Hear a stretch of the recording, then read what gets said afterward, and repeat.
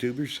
I've got a video I want to do for you today. I want to make this short, so I've already prepped the work, and so what I'm going to do is just show you how bad a manufacturer can be in their designs, and uh, I couldn't believe it.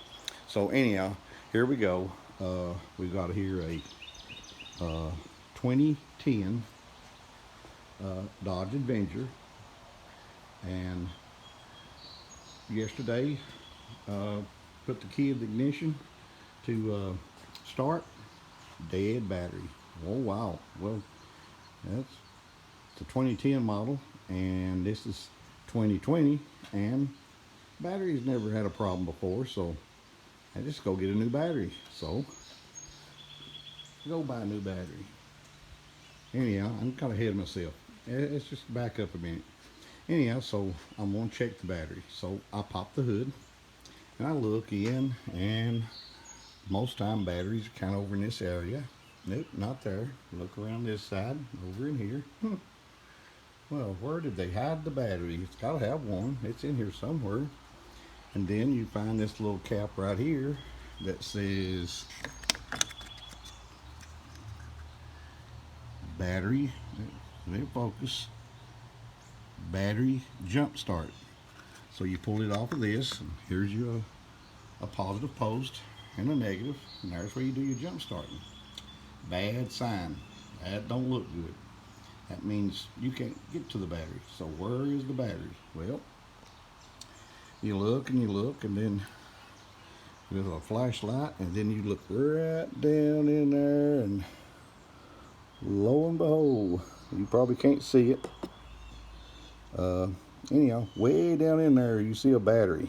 Okay, how do you get to the battery? Well, I do like most anybody else does. Go to YouTube. I find me a YouTube that has a video about how to access the battery in a Dodge Avenger. Well, first off, you jack it up, pull the wheel. Then you got to take the inner flaring off, inner fender well off, and you see I've already pulled it. It takes two. You got to remove two screws right here. There's one. Okay, here you go. Get a light on here. There's one. The other one is right down here. Two. That's just two screws.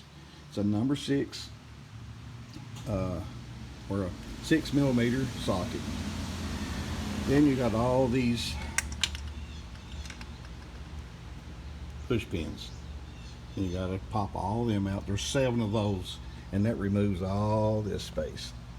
And then you look in here, and lo and behold, is a battery.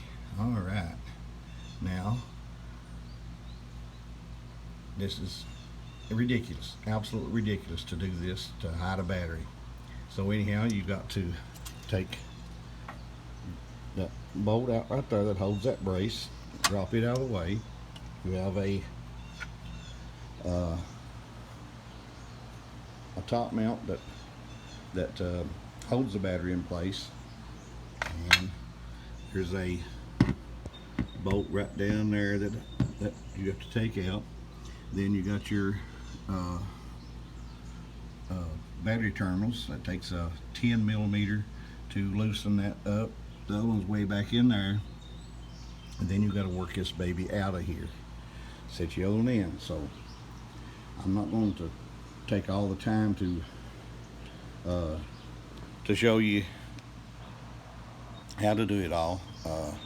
That's the gist of it right there. You have to pull the wheel, take the inner fender well apart just to access a battery, and they put a place to hook a jumper cables in case you need a jump, because you're not going to do this on the side of the road. Anyhow, I call the auto parts and ask the auto parts guy, do you have a battery for this car? Yes, we do. $140. That's the cheapest auto parts place. That's ridiculous for a little old bitty battery for a car like this. Next question. Aha. Figured I'd get the answer. I knew the answer. And will you install it? No. Not on a car like that. You got to pull the wheel and the fender well or inner fender out to get to that thing. No, we do not do that. Didn't think so. So here I am, uh, trying to replace a battery, and this is not fun. So I am giving Dodge a big 1-star rating for design. Anyhow, all I wanted to say for today. So till next time.